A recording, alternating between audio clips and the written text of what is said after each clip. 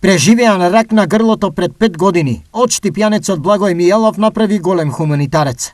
Откако ја победи тешката болест, тој на животот гледа поинаку. Знаеш како велат старите, додека не осетиш на своја кожа, нема да знаеш што е мака.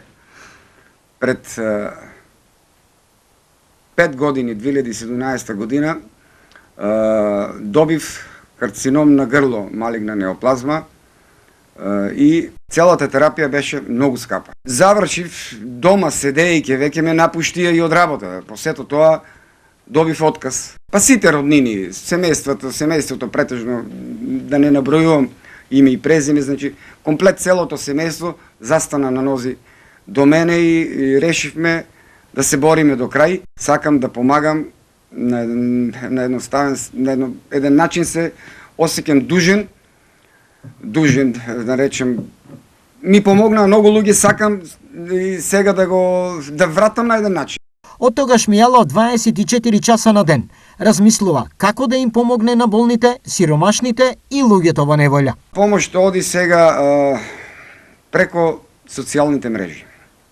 Претежно Фејсбуко, добивам многу пораки, многу луѓе тражат помош, основното го тражат за да се прехранат, да го мине денот денеска. Пошто ми е многу тешко, знам како е било кај мене и не сакам да има такви случаи, ама за жал се повеќе се и повеќе. Неговиот зарек дека ќе биде доследен на човечките добрини за овие празници беше голем и патуваше од Штип па се до Гостивар.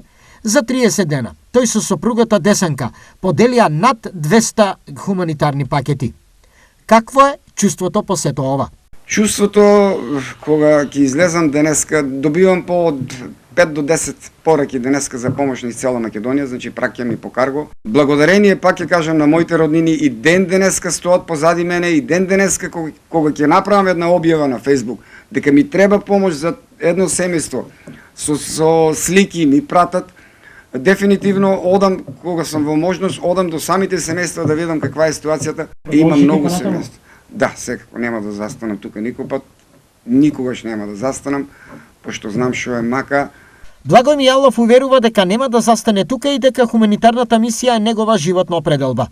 Колку што може ќе споделува со луѓето и тоа не само материјално, туку и она што од човека излегува добра мисла и добар збор.